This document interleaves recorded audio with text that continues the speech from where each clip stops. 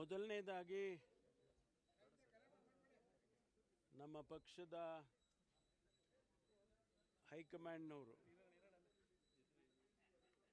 ಶ್ರೀ ಮಲ್ಲಿಕಾರ್ಜುನ್ ಖರ್ಗೆ ಅವರು, ಪಕ್ಷದ ಅಧ್ಯಕ್ಷರು ಶ್ರೀ ರಾಹುಲ್ ಗಾಂಧಿಯವರು, ನಮ್ಮ ಲೋಕಸಭೆಯ ವಿರೋಧ ಪಕ್ಷದ ನಾಯಕರು ಮತ್ತು ನಮ್ಮ ನಾಯಕರು,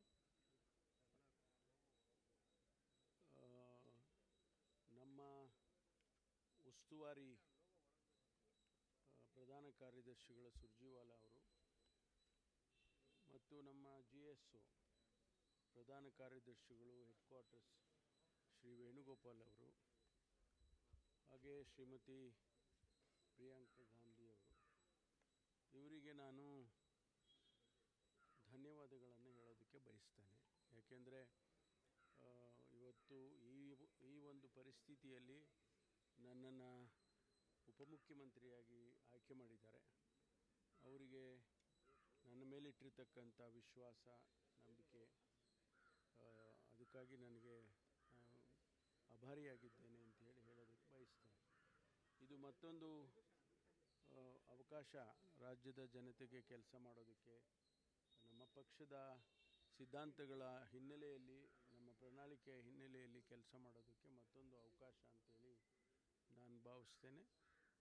ಹಾಗಾಗಿ ನಮ್ಮ ಏನು ಮುಖ್ಯಮಂತ್ರಿಗಳು ಆಗೋದಕ್ಕೆ ತೀರ್ಮಾನ ಆಗಿದೆ DK ಶಿವಕುಮಾರ್ ಅವರು ಮತ್ತು ನಮ್ಮ ಹಿಂದಿನ ಮುಖ್ಯಮಂತ್ರಿಗಳು ಸಿದ್ದರಾಮಯ್ಯನವರು, ಅವರಿಬ್ಬರಿಗೂ ಕೂಡ ನಾನು ಅಭಿನಂದನೆಯನ್ನು ಸಲ್ಲಿಸ್ತೇನೆ.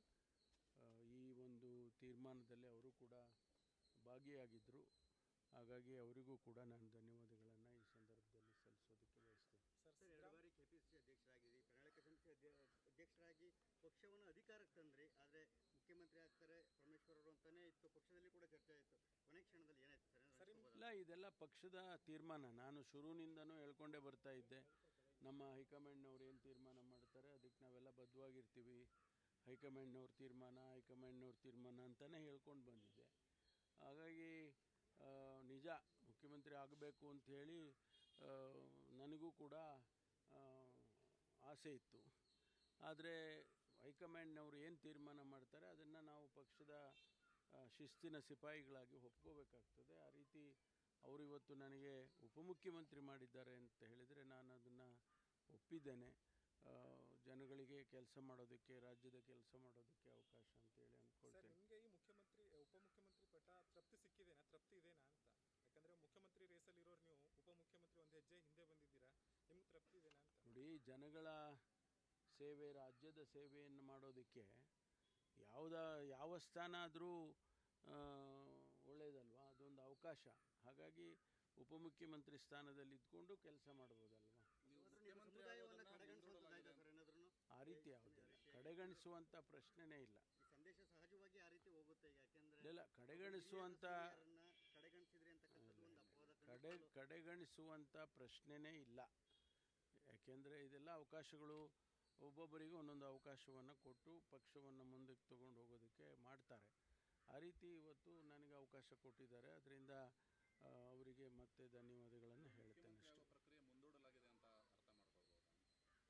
ಇಲ್ಲ, ಆ ರೀತಿ ಸದ್ಯದ ಪರಿಸ್ಥಿತಿಯಲ್ಲಿ ಯಾವುದೂ ಆ ರೀತಿ ಇರೋದಿಲ್ಲ. ಈಗ ಸಿದ್ದರಾಮಯ್ಯ ಅವರು CWC ಮೆಂಬರ್ ಆಗಿದ್ದಾರೆ ಸರ್, ಅವರಿಗೂ ಅಭಿನಂದನೆ ಸಲ್ಲಿಸ್ತೇನೆ. ನಮ್ಮ ಹಿರಿಯರೆಲ್ಲ ಸೇರಿ ಅವರಿಗೆ ಒಂದು ಹೈಕಮಾಂಡ್ನವರು ಅವರಿಗೆ CWC ಸದಸ್ಯರನ್ನು ಮಾಡಿದ್ದಾರೆ. ಅದಕ್ಕೂ ಕೂಡ ನಾನು ಧನ್ಯವಾದಗಳನ್ನು ಹೇಳ್ತೇನೆ. ಮುಂದಿನ ದಿನದಲ್ಲಿ ಸಿದ್ದರಾಮಯ್ಯ ಅವರು ರಾಷ್ಟ್ರ ರಾಜಕಾರಣದಲ್ಲೇ ಮುಂದುವರಿತಾರೆ ಸರ್, ಅಥವಾ ರಾಜಕಾರಣದಲ್ಲಿ ಸಕ್ರಿಯವಾಗಿರ್ತಾರೆ? ಅಲ್ಲ, ಅದನ್ನು ಅವರಿಗೆ ಕೇಳಬೇಕು ನೀವು. ಗೃಹ ಸಚಿವರಾಗಿ ಯಶಸ್ವಿಯಾಗಿ ಖಾತೆ ನಿರ್ವಹಿಸಿದ್ರಿ. ಈಗ ಯಾವ ಖಾತೆ ಕೊಡ್ತಾರೆ ಅಂತ ನನಗಿನ್ನೂ ಗೊತ್ತಿಲ್ಲ. ಯಾವ ಖಾತೆ ಕೊಟ್ಟರು ಕೆಲಸ ಮಾಡ್ತೀನಿ. ಯಾವ ಖಾತೆ ಕೊಟ್ಟರು ಮುಂದುವರೆದ್ರೆ ಅದರಲ್ಲೇ ಕೆಲಸ ಮಾಡ್ತೀನಿ. ಇಲ್ಲ ಅಂದರೆ ಬೇರೆ ಖಾತೆ ಕೊಟ್ಟರೆ ಆ ಖಾತೆಯಲ್ಲಿ ಕೆಲಸ ಮಾಡ್ತೀನಿ. Thank you.